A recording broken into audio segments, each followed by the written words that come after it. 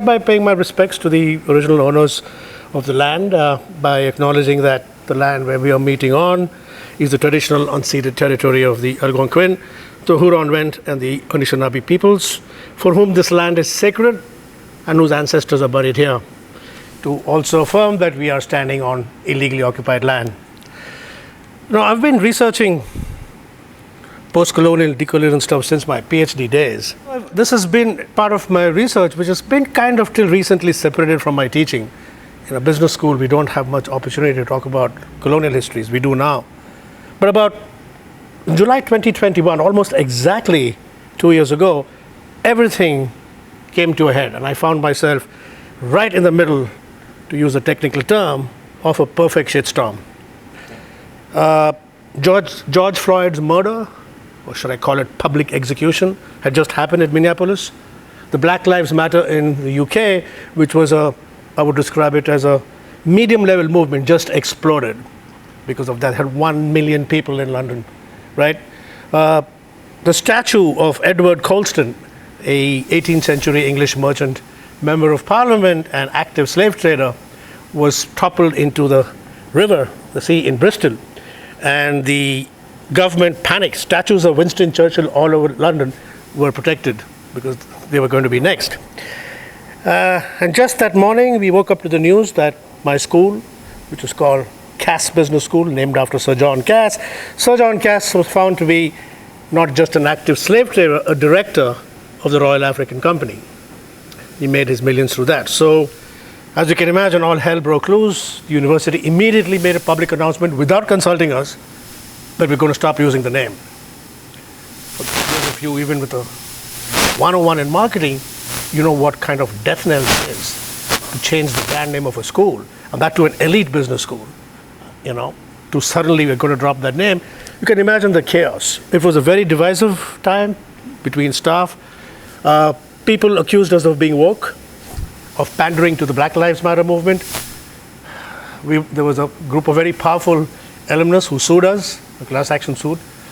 It was very, very nasty. It really was. I was personally bullied and harassed, and some of it had racial implications by a very powerful alumnus. And because I do this stuff, I found myself reluctantly in the media, talking about colonial histories and histories of slavery, right? Now, like many of us, especially people of color, we are very cynical. This name changes for what? It's to assuage white guilt. Just changing a name is not going to address the deep-seated racist structures in the UK and London. So I was also quite, I don't care, do what you want, right? But then I was also Associate Dean of Research at the point, so obviously a part of the leadership team. And then we said, okay, can we use this as a transformative experience?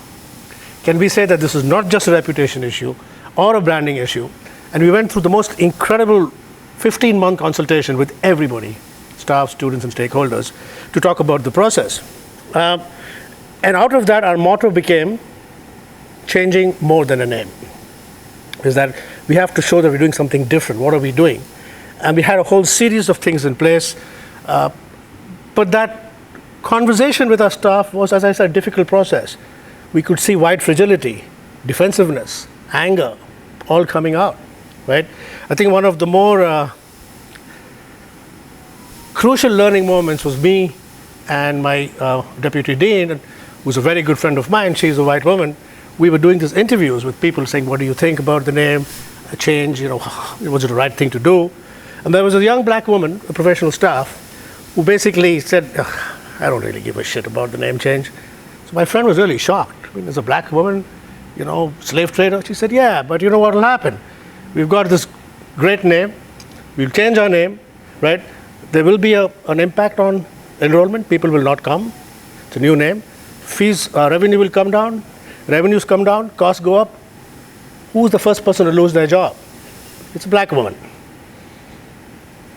And that kind of step back, that's exactly what it means when we talk about decolonizing. It's not just as simple as changing a name. Yeah. So we commissioned a series of studies on racism. We changed the leadership team. So some concrete things were done. When I became the associate dean, I joined the leadership team of one of the top business schools in the world. The leadership team, I kid you not, until 4 years ago, consisted of 11 men. This is in London. And I was the only, I guess, those that know me will not call me tokenistic. I was the only token, I suppose, non-white person in that because I was the associate dean. I remember telling my dean, if this does not change, I'm going to stop attending meetings.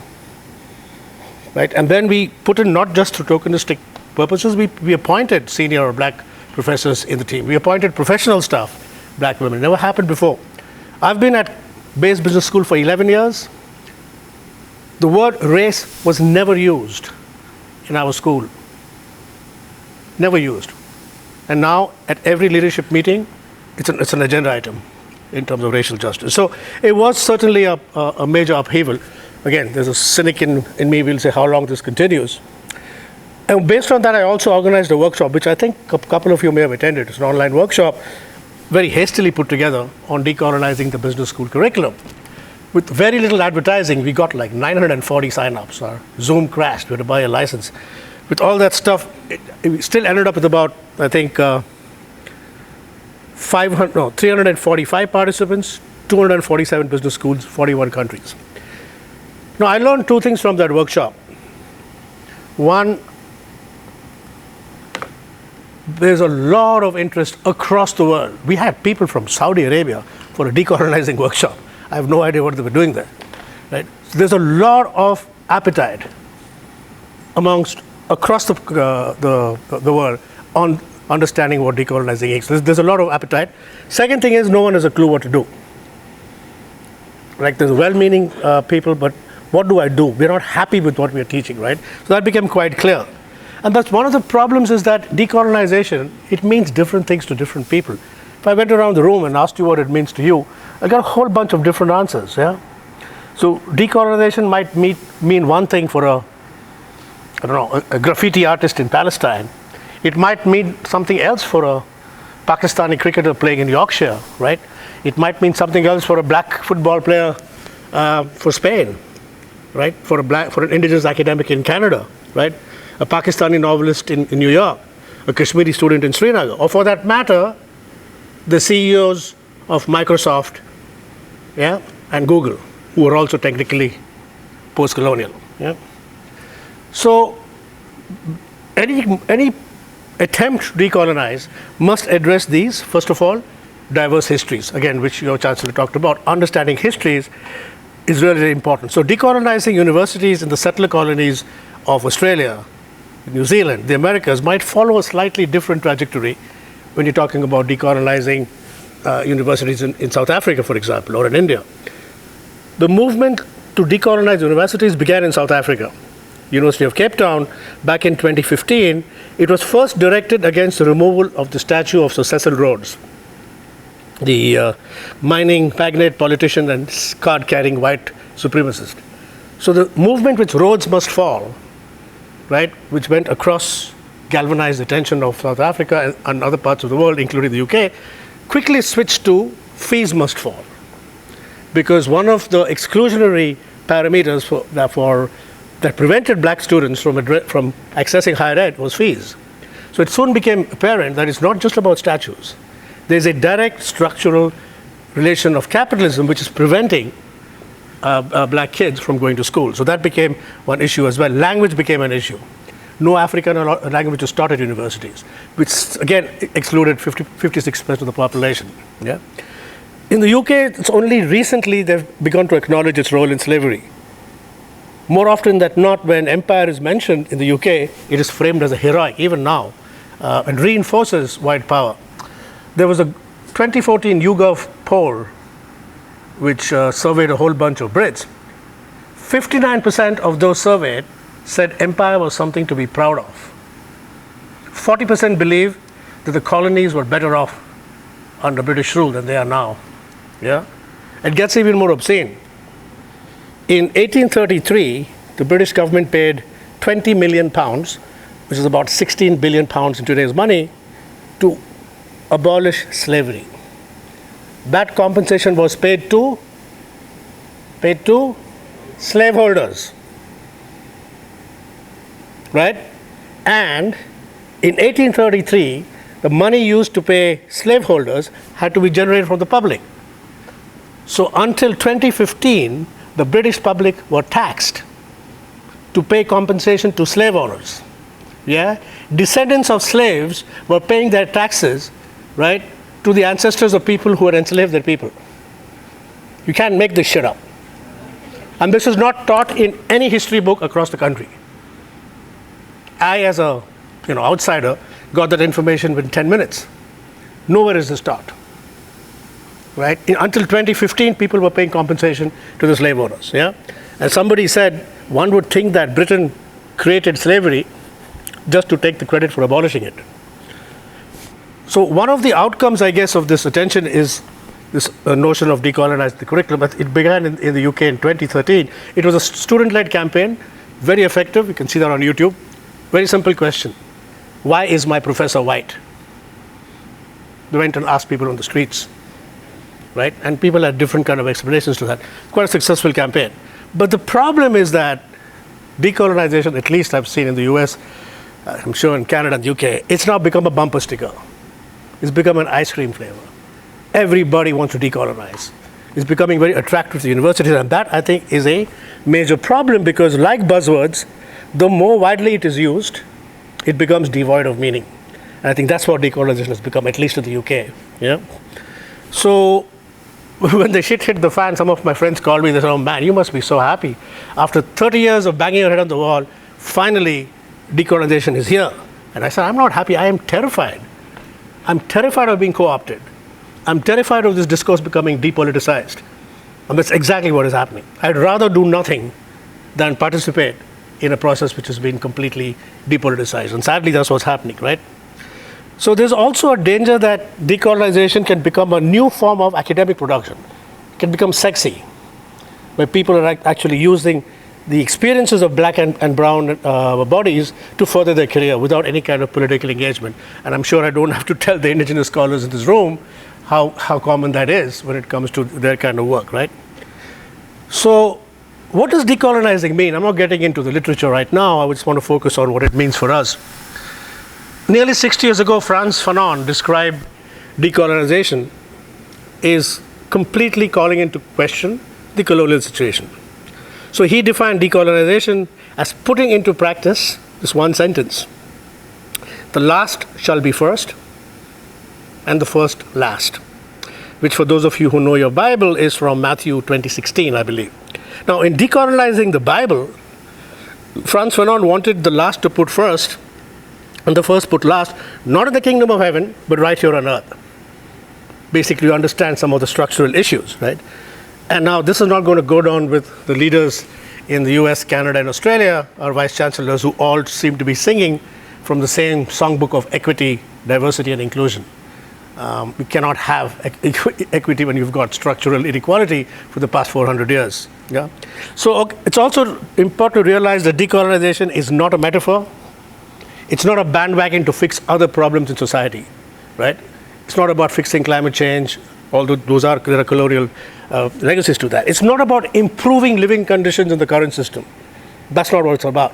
Yeah? It's calls for a shift in the dominant political system, right? And it's a question of dismantling Western knowledge systems. So based on my reading of the literature and my workshop, I'm going to put in, I guess, 10 theses on my thoughts of decolonizing the business school curriculum. Fasten your seatbelts, could be a bumpy ride. All right, first, decolonizing the business school begins with a critique of the political economy of capitalism, because colonialism is integral to capitalism. Yeah?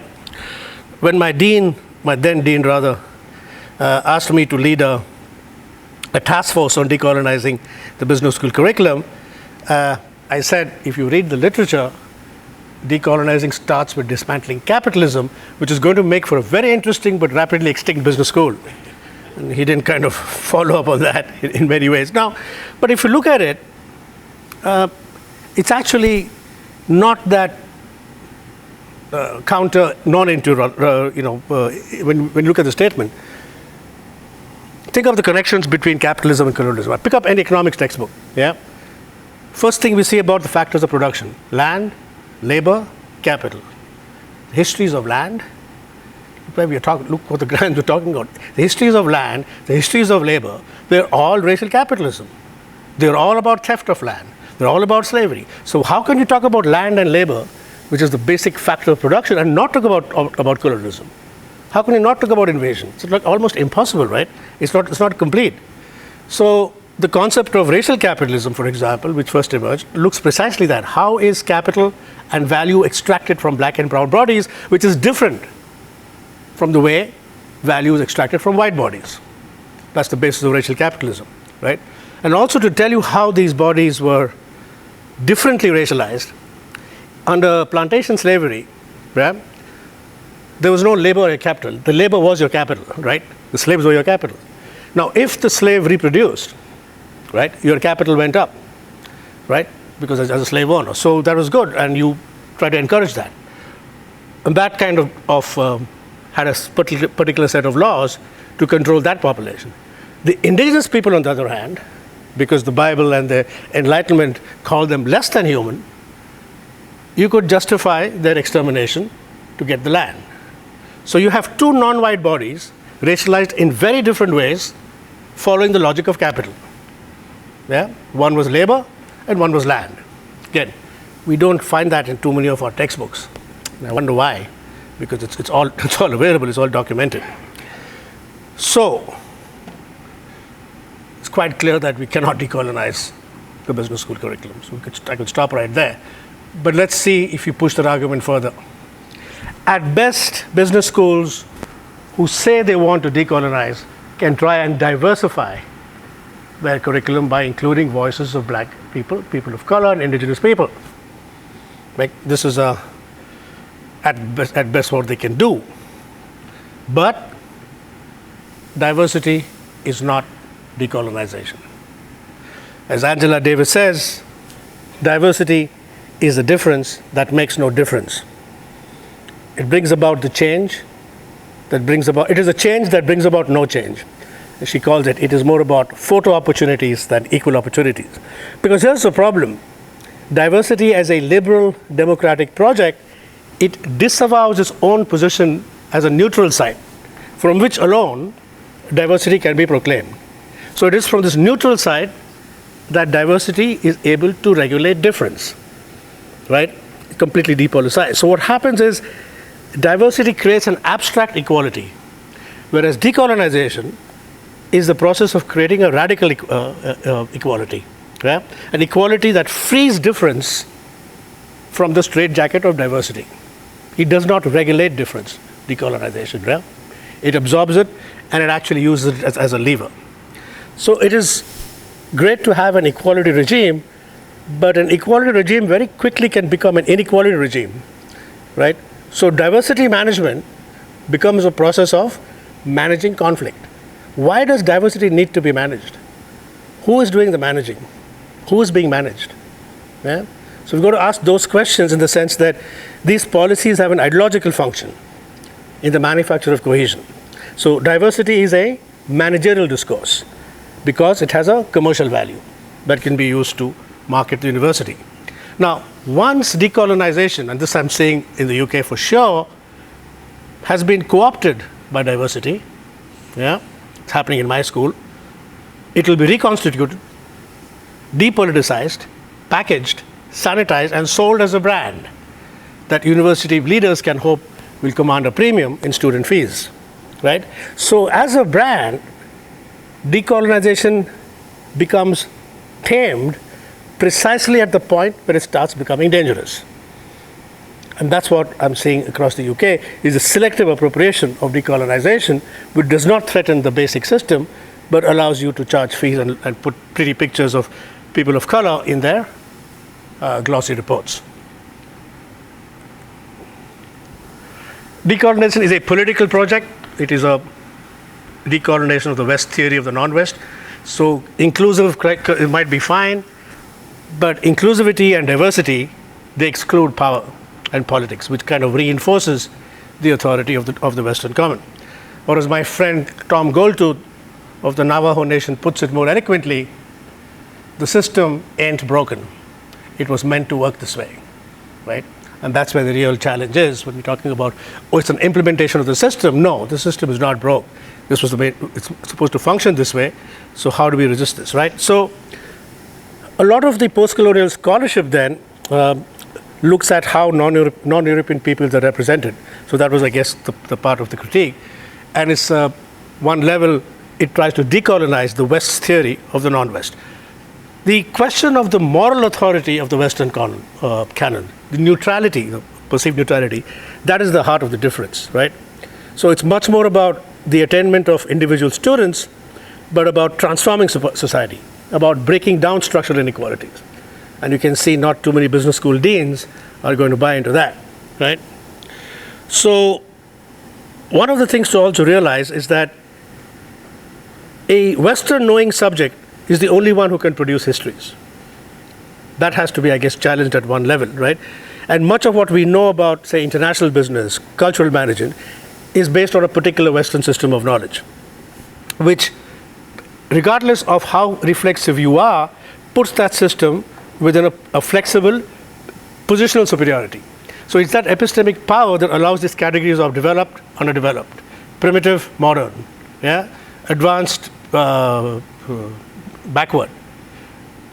As in any binary oppositions, one pole tends to dominate the other in many ways. So the authority and the power always resides with the developed, with the advanced, with the modern, right? So even if you set these binaries up, the authorities and powers always on one side, and that's the basic fundamental problem, because scientific knowledge which produced these categories of backward, developed, advanced, progress, they always defined particular parts of development which were not politically neutral, right? I think that's one thing to remember. Finally, not finally, we've got halfway through. It requires linking, this is the hard part, but there's a lot of stuff out there. You just can't have decolonizing in the abstract, especially for our business school. It requires linking structures of colonialism to the curriculum, right? It's not enough to say I'm passionate about diversity, right? I care deeply about anti-racism. You need to have the credentials.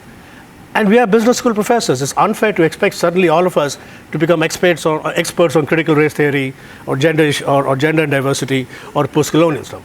It's not fair. It's not our field, right? So a lot of the people I spoke to in my school and also the workshop, there's this imposter syndrome. Saying, as a white male, I'm going to start teaching about, LGBTQs, and I just don't feel I have the capability to do this. I'll be laughed out. Nobody will take me seriously. Yeah. So there's a lot of that as well in terms of how do we actually start doing this, right? But I'm saying that perhaps we don't need to get into the theoretical part of it, but certainly point to the issues of dispossession that continue, and there's plenty of examples which go on. So, and also, I guess, historicize it. Principles of scientific management, yeah? Taylor's scientific management, any high school student will know that. But how many of us know that this directly came from the plantation? Okay, the whole notion of total quality management came from the plantations, right? So to increase productivity of their slaves, plantation owners had contests. They were given some cash award, they'd be given the weekend off to go somewhere, right? So whoever could pick the maximum number of cotton in a day, okay, which was great. Then that soon became the minimum number of a minimum weight they could have to pick. And if you didn't pick that minimum weight, the number of lashes you got of the whip was based on the shortfall. Why is it not taught in a textbook of the scientific? That was the principle of scientific management, right? Why these silences? Who's writing the textbooks? Who's reading them? Yeah? So I think the first thing, and again, your chancellor talked about that, is this is not old world knowledge. This stuff is documented. People have written theses on this, right? So it's not something which is just kind of verbally passed down, right? So I teach CSR and stakeholder theory, and I try to historicize this. So 6 of the largest companies in the world are oil companies. The wealth of every single one of these companies has come from blood, from dispossession of tribal people. Where is that in our case studies? Yeah? So make those links in terms of GDP, of oil, and the conflicts and who's suffering from this. Yeah? So it's about not just assimilating new material from non-Western location. It's not about inclusion, right? So if you want to talk about a call center in Bangalore, India, as international business, great. But unless you're talking about the colonial relations of that call center worker, yeah, the linguistic imperialism involved in that, then it becomes a much more decolonial example of an outsourcing of a call center. So I guess you have to make sure you don't depoliticize the process. Anti-racism cannot be framed as a diversity project, and we've talked about this, without understanding the colonial structures, right? So just as historical slavery was an enabling condition of industrial capitalism, modern slavery is an enabling condition of neoliberal capitalism. 2017, there was a WHO report.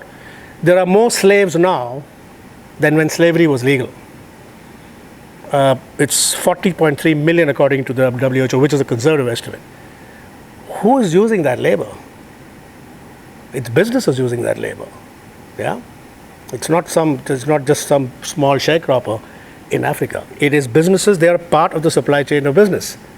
Yeah, because I'm fond of saying in this whole electric revolution, the green revolution, which is going to save the world, the solutions to climate change are carrying out the same colonial injustices and inequalities that the problem of climate change created. So the end of the supply chain for a Tesla, as I said, is a 10-year-old kid in the Congo picking out cobalt with a pickaxe, right? That is also racial injustice. We don't see that in our transition to renewable mode, right? And also, as I said, there are some examples of anti-racist politics which people don't have experience with, suddenly coming and now using the EDI box. You've got to be careful. Also understand that it's not just about having a black face. As Cornel West said when Obama won for the first time, black faces in high places don't do shit when it comes for reducing racial injustice. Don't forget, Black Lives Matter started when Obama was the president. Yeah?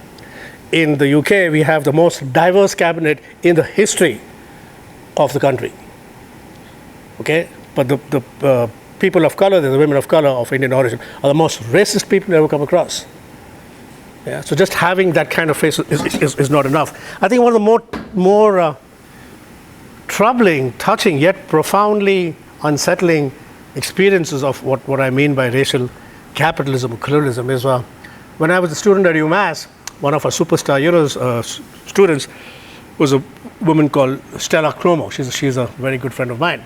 Stella, in her 27-year career in the United States, she is native South African. 27 years in a business school, the only black faculty. Yeah. 27 years later, she goes back to her native South Africa in Cape Town, where she is the only black faculty. In South Africa, 30 years after apartheid. How does one explain this? You can't call South Africa racist anymore. Yeah, of course there's racism, but in terms of power structures, it has changed. So 30 years of apartheid, you still have the same issue. And in that time, the university which I worked at got EDI awards, best employer for women, best minority employer. But on the ground, nothing really has changed. Yeah, that's the fundamental problem.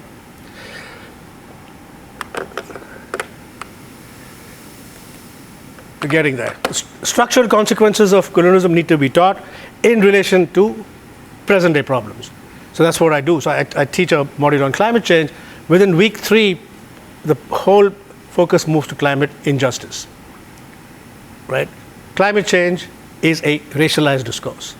It is a gendered discourse. It affects women differently, worse, disproportionately affects people of color differently, even within the first world, so to speak. So to move from climate change to climate justice takes a bit of a conceptual leap, but there's plenty of stuff out there which you can engage with your students and peers. There will be a backlash against decolonization. Already has been in the UK. University of Leicester, 12, I think totally 16 people lost their job, and then there were some adjustments made. They were targeted for their work on quote-unquote critical management studies. So there will be a backlash. There certainly was a backlash in my school from students and powerful alumnus. So I think, again, one of the more profound moments is that when a young assistant professor who teaches in in Dubai said she got her teaching evaluation. And one of the comments was, I have not paid all this money to do an MBA to be taught by a brown woman. Now you can say, oh my gosh, this is so racist. I'm willing to bet the person who wrote that comment was not white. If you know the demographics in the Middle East, who they are, right? This is the level of discursive power we are dealing with, and also the structural power in many ways, yeah? So there's a backlash which is coming up again. So either we can learn from this or we say, what can we do this, right? And this, I guess, is second last one. If we do not accept the above, then decolonizing the business school is not possible. I'm not even sure it is desirable, given the fact that it's been co-opted like crazy, right? So can these structures which I talked about be dismantled in the business school? Business schools are workplaces engaged in the ideological production of neocolonialism. So that's the problem. So just as PVAC's subaltern cannot speak, the business school cannot be decolonized. Yes, statues must fall, names will change, but that's not enough. Those are necessary but not sufficient conditions, right? So where does that leave you guys, I guess, the next generation of indigenous scholars?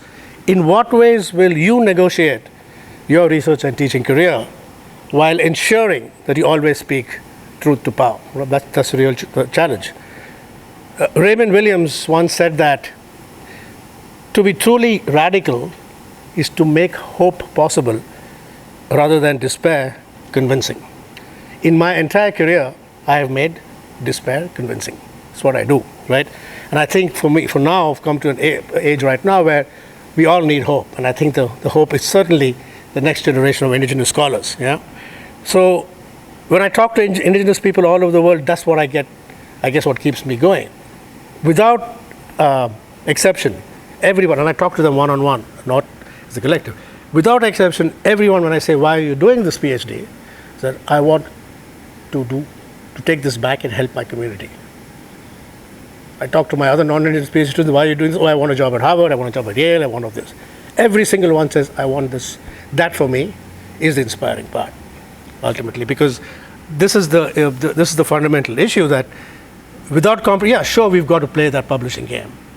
But let's play that without compromising the basic integrity of why we're doing what we're doing, yeah? So there's a lot of talk about indigenous resurgence these days. Remember that you are the indigenous resurgence in any way. So take up the mantle of change. This is your time. But as we continue to speak to truth in the corridors of power, let us never forget that the master's tools will never destroy the master's house. Now, nearly 40 years ago, the black feminist writer, poet, and activist Audre Lorde famously said this: the master's tools will never destroy the master's house. Now, this is true, yeah? And as far as decolonization is concerned, the master's tools are diversity, equity, and inclusion. Those will never destroy the master's house. But if our masters, and by our masters I mean the power structures that run our business schools and universities, power structures that are almost exclusively white, heterosexual, male, patriarchal, yeah? If those power structures have opened the door of the master's house, even a little bit, then hell yeah, let's use whatever intellectual tools we have to break the whole fucking door down, yeah? And who's the we? Who's the we here? The we is black people, indigenous peoples, peoples of color, right? And their white accomplices. I don't like the word allies. Allies has this very desensitized. Accomplices, you put your ass on the line. You go to jail, right? So yeah, who's the we? Black people, indigenous people, people of color, and their white accomplices. Why? Because as the Black Lives Matter movement said, that's not a chip on my shoulder. That's your foot on my neck. As the post-colonial migrant says, we are here because you were there. And as the indigenous peoples of the world say, we were always here. Yep. So thanks for your time and attention, folks, and happy to take any questions.